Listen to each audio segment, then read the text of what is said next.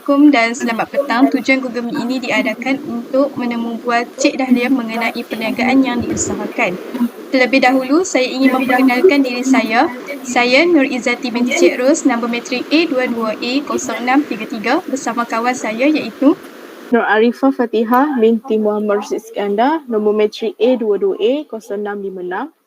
saya ingin memulakan temu bual ini dengan ingin menanyakan soalan kepada Cik Dahlia mengenai latar belakang seperti nama, umur, jantina, bangsa dan asal. Okey, nama penuh saya Nur Handania Dahlia, umur 20 tahun. Saya berasal dari Langkawi Kedah, bangsa Melayu. Bagaimana Cik Dahlia memulakan perniagaan ini? Memulakan perniagaan ini lepas daripada saya SPM baru saya besarkan perniagaan saya. Soalan seterusnya, apakah faktor yang membawa kepada pembentukan perniagaan ini? Perniagaan ini dibentuk kerana atas minat saya sendiri sebagai even saya sebagai seorang student pun saya still minat dalam perniagaan dan saya teruskan. Saya buat keputusan untuk teruskan perniagaan walaupun dalam masa sekarang saya perlu sambung belajar, tapi saya memilih untuk sambung perniagaan kerana saya minat.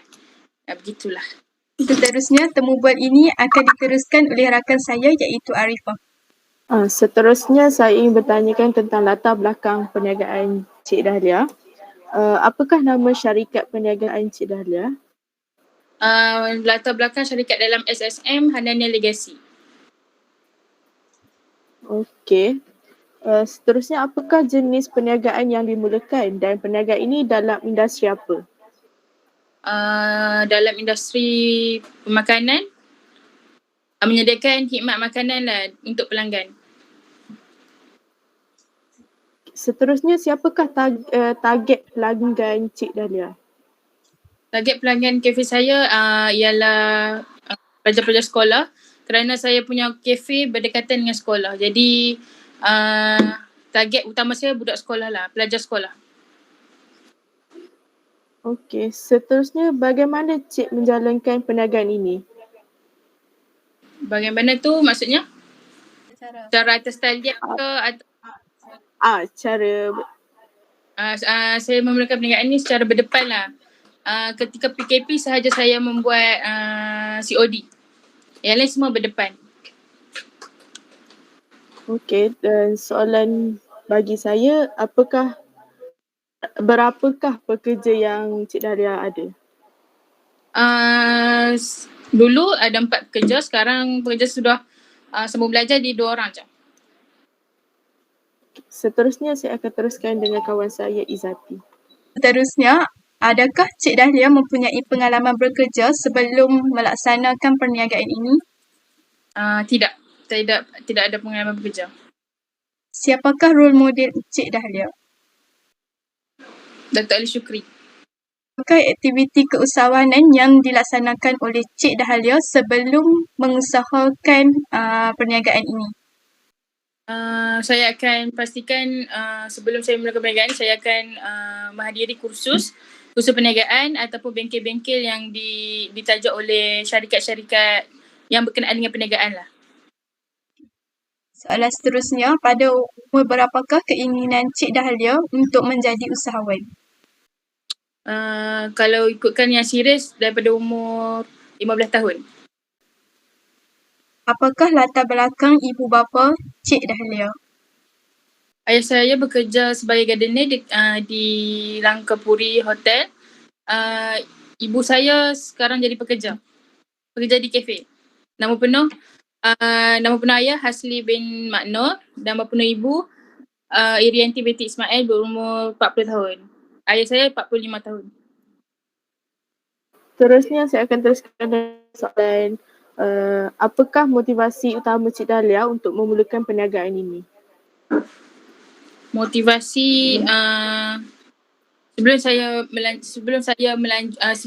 memulakan perniagaan, saya dapat inspirasi daripada arwah tok saya yang memang berniaga daripada sejak kecil dan saya berminat untuk menjadi seperti dia. Jadi saya teruskan legasi dia.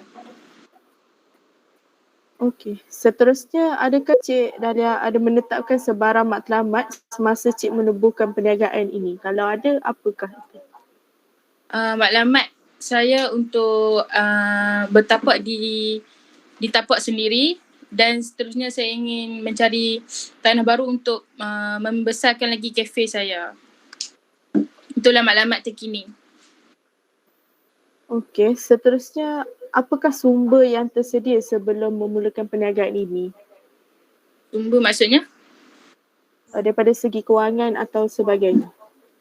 Oh, sumber buat sementara waktu kami tidak ada buat pinjaman bank untuk mulakan perniagaan, cuma guna duit simpanan sendirilah.